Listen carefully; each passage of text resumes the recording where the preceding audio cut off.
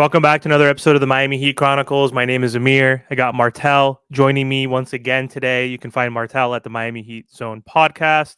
Before we start today's episode, make sure you like, comment, share, and subscribe to both of our channels. How's it going, Martel? I'm doing great, man. Make sure you guys go to Amir's channel, get him to 2,000 subscribers. Make sure you guys like, share, comment, support, and let's get into it. Yeah, so Martel, I wanted to hop on with you real quick and talk about a few reports that I saw online, basically stating that NBA executives, based on conversations they've been having this offseason, are speculating that Donovan Mitchell is going to sign his extension, which I believe he is eligible for that extension on July 7th, and he can sign a 4-year, $205 million max. And they're speculating that he's going to sign at least a 3-year extension, perhaps. That way he's not stuck for that extra year. And there was also a report that came out yesterday on Bleacher Report that said that the Cavaliers are not interested in breaking up their core four this offseason. Core four obviously includes Garland, Mitchell, Mobley, and Allen. And there's been multiple reports speculating that if Donovan Mitchell resigns, they're gonna shop Garland because they don't think that backcourt necessarily works, especially in the playoffs. They did okay in the regular season, but in the playoffs, not the best backcourt. They are also speculating to possibly shop Jared Allen because those two bigs aren't necessarily working together. And now there's a report coming out basically saying we're not going to trade any of those folks.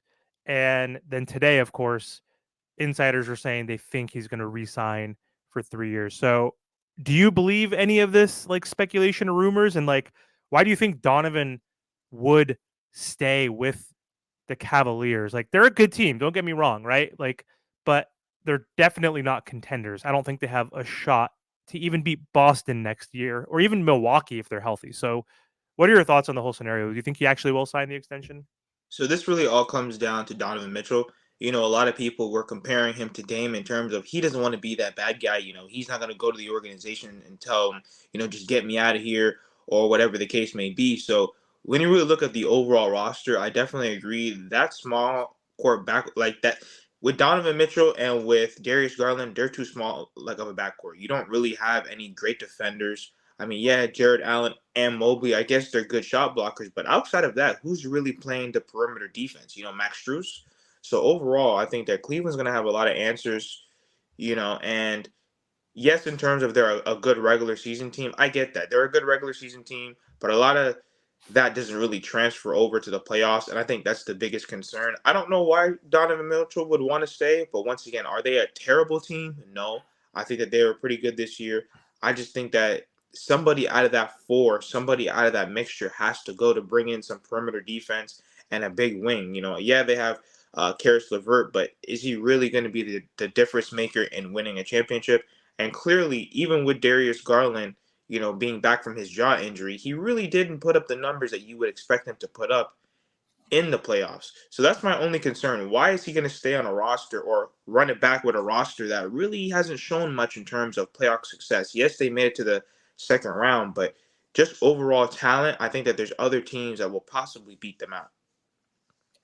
Yeah, and Darius Garland's contract is also really substantial. So I know we had Big O on our roundtable episode, and we were all confused, I think, in terms of how many years were left on Garland's contract. But he just signed literally like a 5-year extension. Like he's going to be making 36 million next season.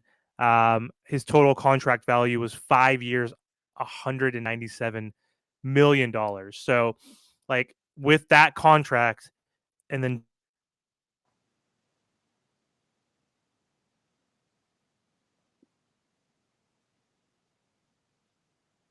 year, right? Because he's eligible for 208. That's 51, 52 million per year. You're at like 90 million just in your backcourt. Like Max Struess got 15 mil, right? Like, so you add that, like your three guards, that's like so much money for something that's not going to move you into contention. So I'm really surprised that he'd have that willingness because he's only 27. I think he's going to be 28 by the time the season starts.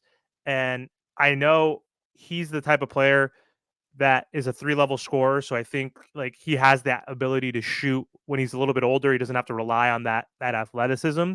So he could be like a serviceable kind of guy and kind of be like a DeMar DeRozan, if you will, even though he's like 34, he could still get you 20 any night. I think he will age well, but like why waste your prime like because you're gonna get a bag anywhere. Like you might get a little bit less, but like he's already had a good decent contract where he's making the 25 whatever mil per year right now.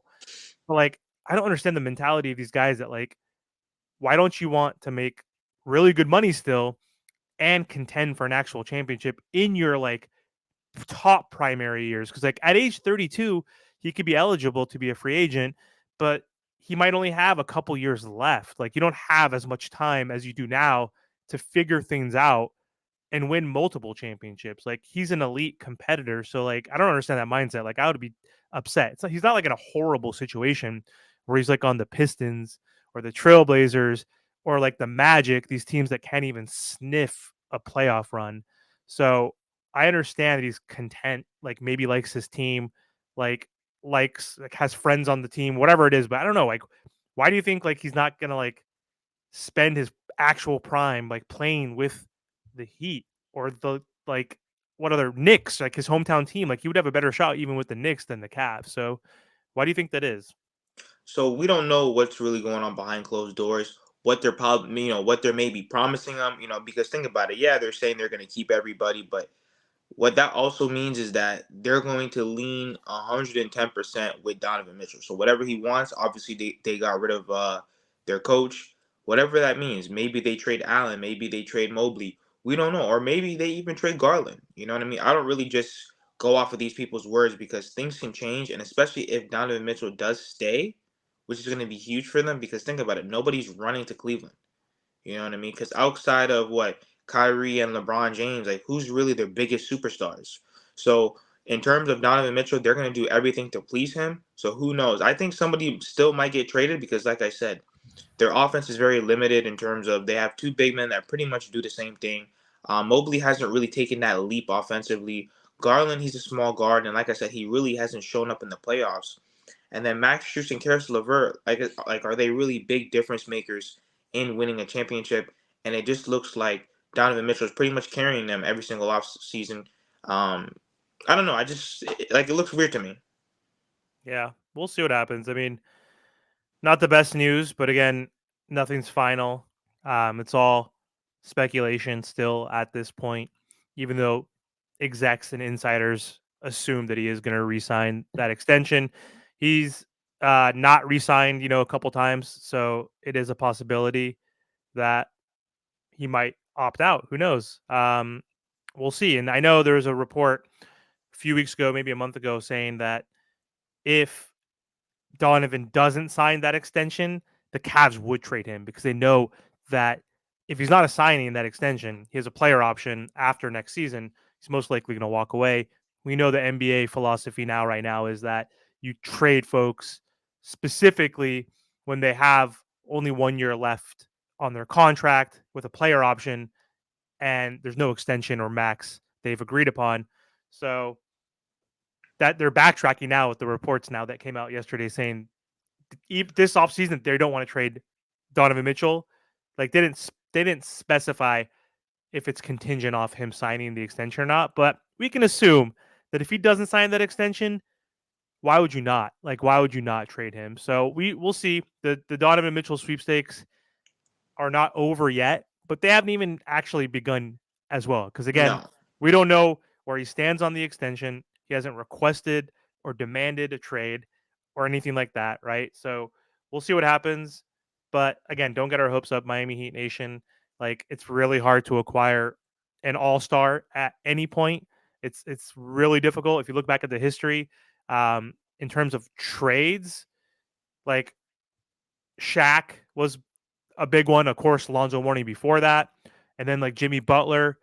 But outside of that, I mean, free agency. I mean, yeah, we did signing trades to get LeBron and Bosh, but that was not a real trade. Those were free agents that decided to come to Miami, obviously, because Miami did have the cap space as well. So it's not like we get all-stars all the time, right? Like, it doesn't happen too often, like Big O said in one of our episodes. So let's cross our fingers, and hopefully we'll see if this Miami Heat team can add some talent to this team, whether it's a whale like Donovan Mitchell or whether it's a marginal move like getting a role player with size. We'll see what happens. But anyway, thanks for joining, Martel.